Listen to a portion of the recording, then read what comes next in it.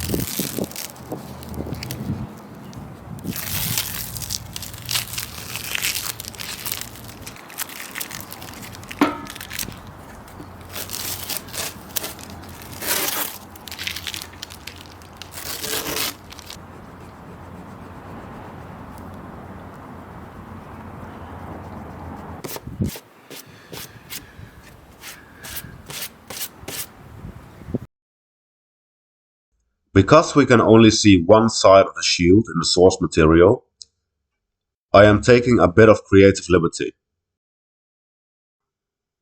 The words I'm applying here have no historical reference at all outside of the fact that it said this phrase stood on the shield of Archangel Michael. Looking at the Templars being quite fond of the Bible makes it possible they would have painted something like this on their shields.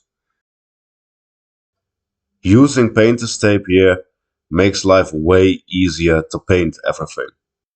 That is my top tip, especially when trying to paint very thin lines. It makes life just way easier. Whenever there are a lot of bends, you just need a very steady hand. And whenever you've made a mistake, just apply painter's tape again and then apply white paint. It'll work like an eraser.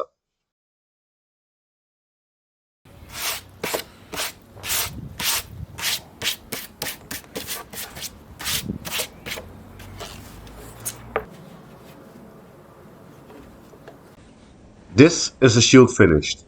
Thank you very much for watching. Until next time.